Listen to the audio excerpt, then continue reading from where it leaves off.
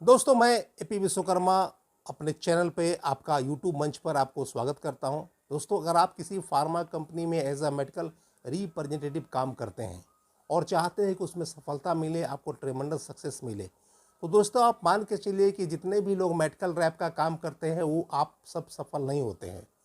अगर 100 लोग काम करते हैं तो उसमें 90% तो ऐसे होते हैं कि जैसे तैसे ज़िंदगी काटते हैं, जैसे तैसे गुजारते हैं और सो अपना उनका लाइफ स्टाइल चलते रहता है। वो सफल नहीं होता है। कभी 2 महीना इसमें जाएंगे, 2 महीना उसमें जाएंगे, 2 महीना उसमें जाएंगे। उनका जो है वो जो मेडिकल रैप वाला कैरियर लगभग ख़त्म ही हो जाता है और वो सफल नहीं हो पाते हैं, जैसे तैसे ज़िंदगी काटते रहते हैं। तो उसमें 90% उसकी संख्या है। अब जीवन यापन तो करते ही हैं, लेकिन एक जो फ्यूचर प्रोस्पेक्ट होता है, जो कैरियर बनाने की ख्याल से आते हैं, उस तरह की बात उन लोगों में नहीं हो पाती है। अब रही बात, 9% ऐसे हैं जो लगभग फार्मा में अच्छे काम करते हैं, अच्छा अर्न भी करते हैं, आगे ग्रो भी करते हैं और सम एक्सटेंट उसके कंपेरेटिवली अच्छा रहते हैं और वो मेहनत भी करते हैं, कंपनी के अकॉर्डिंग ही चलते हैं। और जो 1% है वो लोग ट्रेमेंडस सक्सेस पाते हैं, फार्मा के कंपनी में अच्छे अच्छे ओहदे पर जाते हैं और फार्मा में अपनी ज़िंदगी को सफल बनाते हैं, अपने कैरियर को ब्राइट बनाते हैं। तो दोस्तों, आज हम बात करेंगे कि कौन कौन सी बातें हैं जो आपको फार्मा कैरियर में, मेडिकल रिप्रेजेंटेटिव में आपको सफल बनाता है। तो नंबर 1 होता है आपका गोल। दोस्तों, जो लोग का एक स्पष्ट लक्ष्य होता है, एक अपने एक गोल के साथ आए हैं ज़िंदगी में, एक मैंने लक्ष्य बना के आए हैं कि हमको ज़िंदगी में, हमको फार्मा में मेडिकल रैप ज्वाइन कर करके एरिया मैनेजर बनना है, आरएसएम बनना है, जेडीएसएम बनना है, एनएसएम बनना है, या हमको एमडी बनना है, जीएम बनना है। जो एक गोल के साथ आते हैं उसकी ज़िंदगी सफल हो जाती है और वो उस लक्ष्य के साथ काम करते हैं और ग्रो कर जाते हैं। और दूसरी तरफ जो लोग ऐसे ही बस आए और गए, मतलब आया राम गया राम है, वो इधर के रहते हैं ना उधर के रहते हैं और उनका कुछ नहीं होता है। फार्मा में जैसे तैसे ज़िंदगी कट जाता है, लेकिन वो सफल नहीं हो पाते हैं। तो अगर आपको फार्मा कंपनी में सफल होना है एज ए मेडिकल रैप, तो आपको एक स्पष्ट गोल होना चाहिए। दूसरा होना चाहिए राइट डॉक्टर लिस्ट। दोस्तों, आप जब फार्मा में अगर काम करते हैं, मेडिकल रैप काम करते हैं, तो आपका जो फाउंडेशन है, आपका जो नींव है, वो डॉक्टर लिस्ट का ही होता है। अगर आप कितना भी काम करें, अगर आपका डॉक्टर लिस्ट अगर ख़राब है, अगर डॉक्टर दमदार नहीं है, जिस डॉक्टर में पोटेंशियलिटी नहीं है, उसको आप कितना भी काम कीजिएगा तो आपको वो कुछ नहीं दे पाएगा। इसलिए पहला आपका प्रायोरिटी है, आपका 100 डॉक्टर हो, 150 डॉक्टर हो, 75 डॉक्टर हो, वो सारे डॉक्टर रखिए जिसमें दम हो, जिसमें पोटेंशियलिटी हो, जिसमें प्रोडक्ट लिखने की क्षमता हो, और उसके बाद कॉल कीजिए, राइट डॉक्टर का राइट प्रोडक्ट दीजिए, तो आपको सफल होना तय है, कोई नहीं रोक सकता है। तीसरा है इफेक्टिव डिटेलिंग। दोस्तों, आप जब डिटेलिंग करते हैं तो आपकी डिटेलिंग बिल्कुल इफेक्टिव होना चाहिए। मतलब हर प्रोडक्ट को यूएसपी हाईलाइट कीजिए, अपने प्रोडक्ट नेम को कम से कम 5 बार जरूर उसको लाइए और डिटेलिंग को बिल्कुल अच्छे तरीके से कीजिए। उसका प्रोनाउंसिएशन जो है ठीक ठाक कीजिए, उसमें क्या मॉलिक्यूल है, क्या उसका बेनिफिट है, क्या उसका यूएसपी है और उसका क्या कंपटीटिव एडवांटेज है, अदर से कैसे अच्छा है, और उसका क्या लास्ट में इंडिकेशन बताइए। मैंने अपनी बातों को हाईलाइट कीजिए। डिटेलिंग ऐसा कीजिए कि डॉक्टर इन्फ्लुएंस हो जाए, आपसे प्रभावित हो जाए और आपके ब्रांड को लिखने पर मजबूर हो जाए। इसलिए effective detailing very very important part of this pharma medical job या मेडिकल रैप में आपको डिटेलिंग बहुत इंपॉर्टेंट रोल अदा करता है। इसमें कहीं कोई डाउट नहीं है।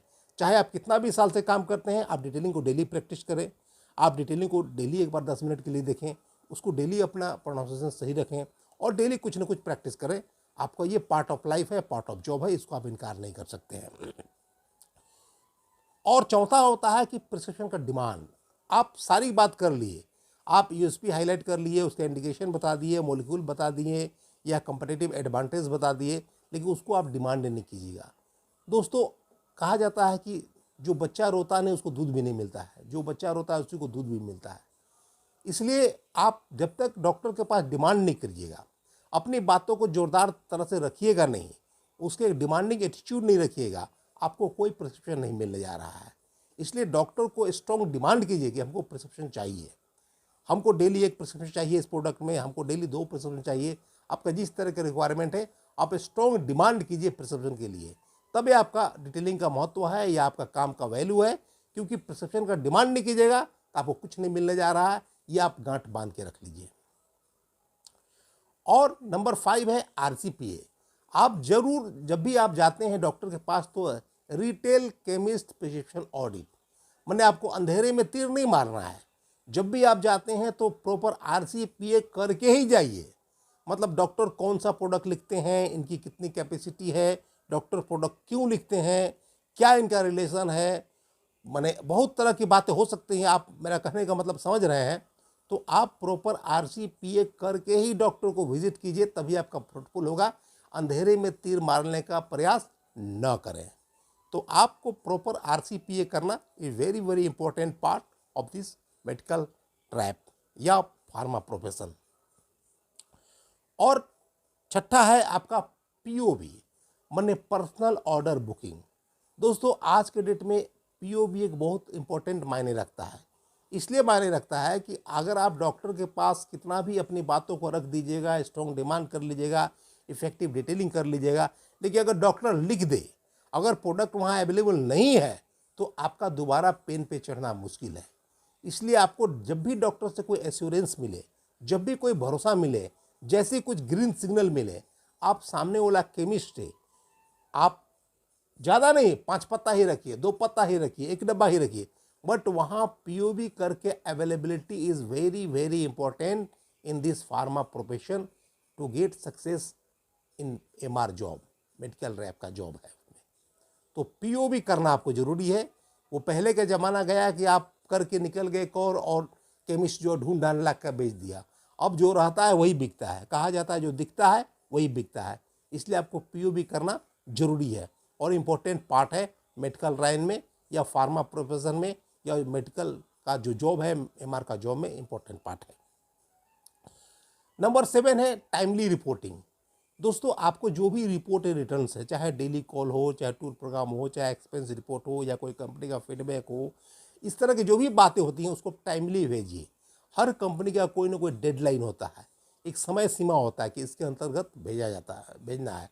तो आप टाइमली भेजिए। इससे आपका एक कंपनी का आपके प्रति नज़रिया भी अच्छा रहेगा, आप भी निश्चिंत रहेंगे, आप भी टेंशन फ्री रहेंगे। और जब आप डेली भेजने का हैबिट डाल लीजिएगा तो आपको ये काम बहुत इजी लगेगा, मतलब बहुत आराम लगेगा और आप कंफर्टेबल फील कीजिएगा। इसलिए डेली का चीज़ डेली भेजिए, मंथली का चीज़ मंथली भेजिए। जो अकॉर्डिंगली रिपोर्ट है रिटर्न है उसको टाइमली भेजिए, उसमें आप डिले नहीं कीजिए, क्योंकि इंपॉर्टेंट पार्ट है ये इस जॉब का, मेडिकल रैप का जो जॉब का इंपॉर्टेंट पार्ट है। आप टाइमली इसको रिपोर्ट इन रिटर्न भेजिए, कंपनी को फीडबैक भेजिए, कंपनी को जो है टाइमली भेजा कीजिए। और 8वां है आपको वो फ्रेंड का जो सर्किल है वो अच्छा होना चाहिए। दोस्तों आप जिसको सुनिएगा वो निगेटिव मानसिकता से बोलते रहता है कि ये प्रोफेशन खराब है, इसमें इज्जत नहीं है, प्रतिष्ठा नहीं है, पैसा नहीं है, प्रेशर है, दिस है, दैट है। नहीं, ऐसी कोई बात नहीं है। अगर आप ठीक से काम कीजिएगा तो ग्रो करने वाले बहुत ग्रो करते हैं, और जो 2-2 महीना काटने वाले समय दिन कटुआ है वो बहुत बेकार भी रहते हैं।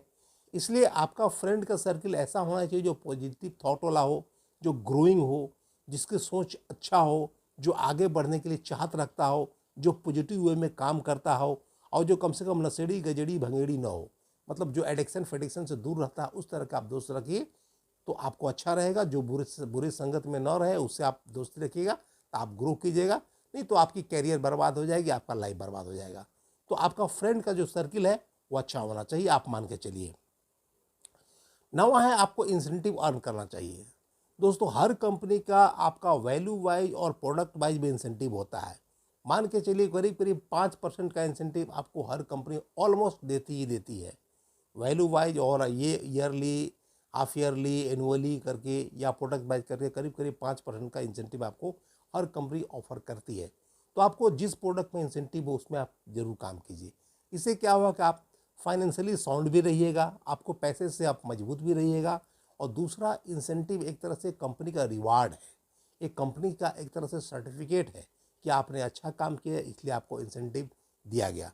मतलब नॉट ओनली मनी, आपको कंपनी का एक तरह से अप्रिसिएशन होता है, आपका एक तरह से कंपनी का रिवार्ड होता है, वो अच्छे काम का एक रिवार्ड होता है।